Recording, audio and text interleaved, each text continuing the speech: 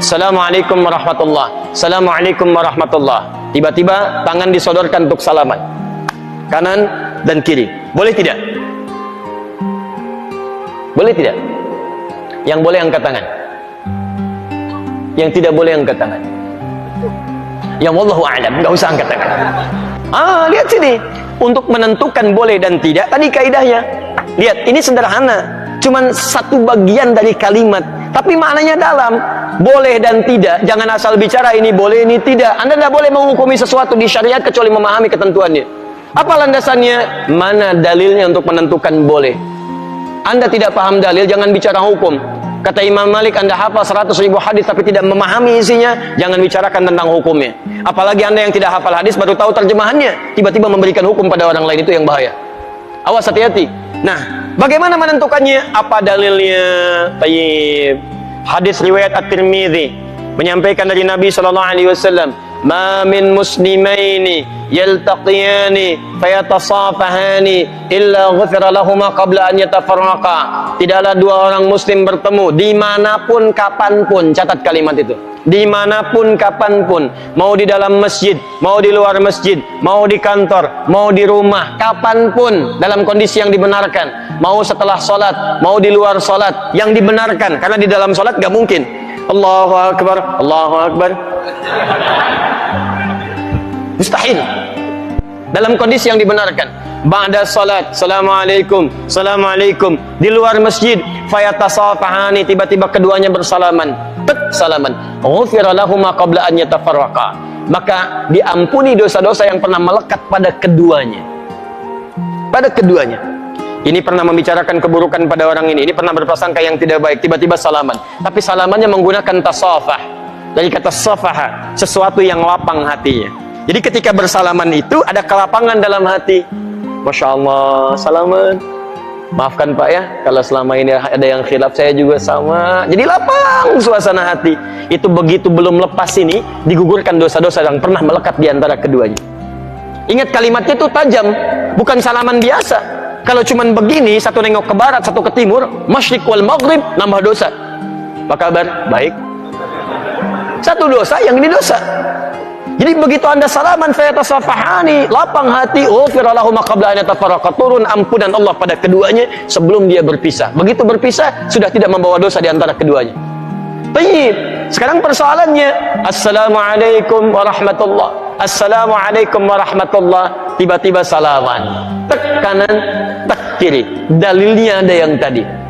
Karena hadis tadi tidak membatasi. Mau ba'da salat, mau di luar masjid, mau jadi dari salat, yang penting salaman. Boleh tidak?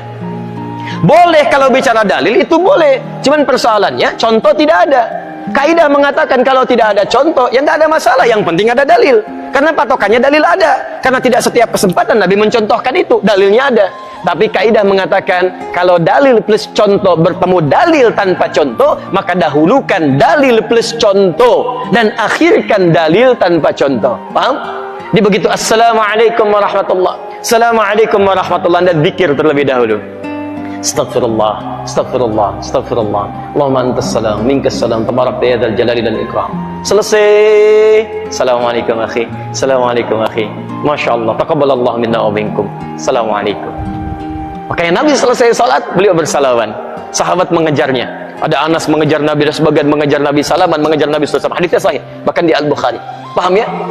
Jadi tidak ada masalah teman-teman sekalian, tapi kita paham fikih prioritas. Kecuali ada orang yang belum paham, tiba-tiba Anda sedang berpikir astagfirullah, astagfirullah, tiba-tiba tangannya begini kepada Anda. Anda sedang berpikir, tangan sahabat Anda diulurkan kepada Anda seperti ini. Assalamualaikum. Mana hukumnya? Menjawab dulu salaman atau Anda kemudian meneruskan pikirannya? Assalamualaikum. Astagfirullah. Hati-hati.